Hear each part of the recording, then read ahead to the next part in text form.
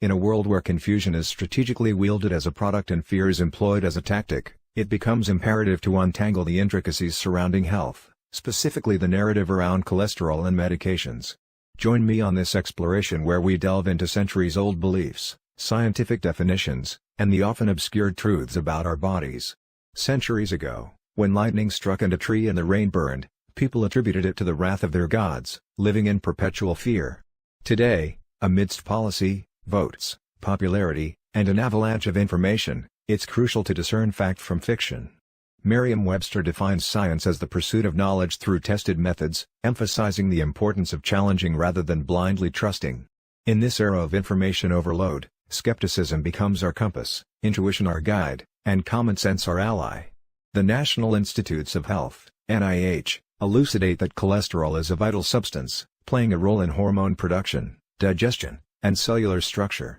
However, what the description may overlook, we shall unveil. Cholesterol, an organic molecule essential for animal life, is produced by the body in abundance, surpassing dietary intake.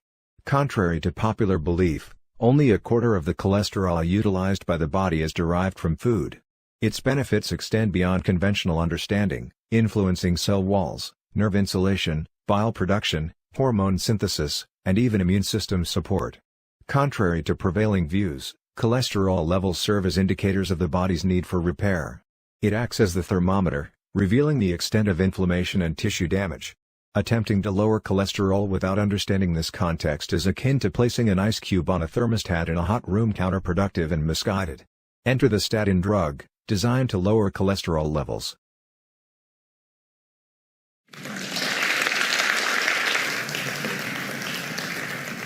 I'm going to talk about heart treatments because we're a country with cardiovascular problems.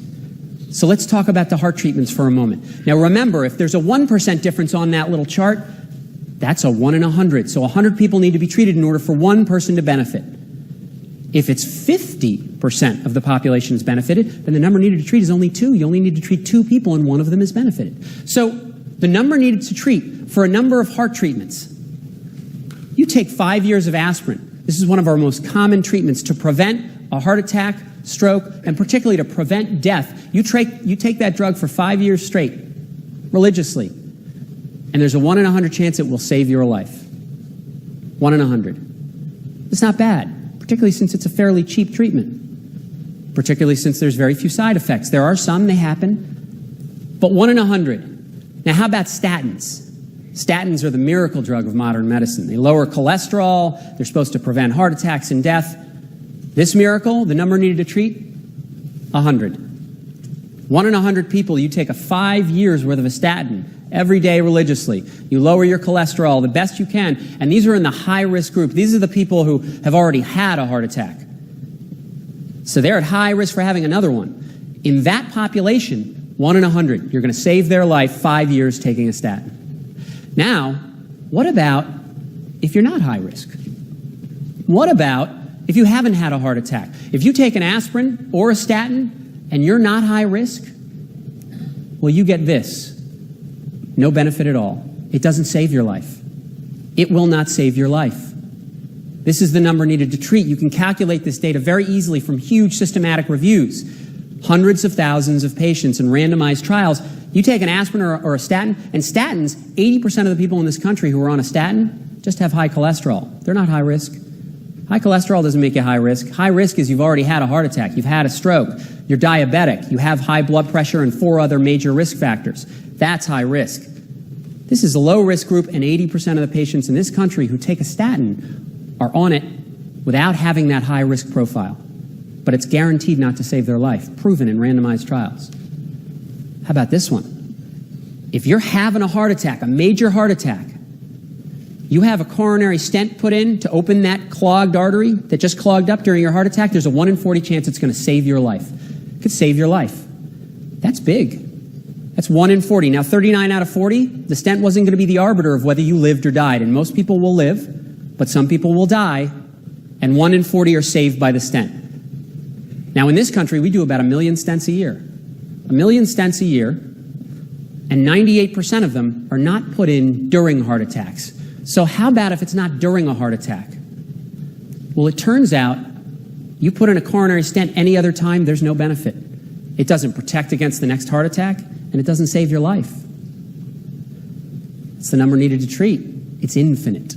The number needed to treat is infinity for this one. Dr. David Newman shed light on their zero efficacy, but what about their inevitable side effects?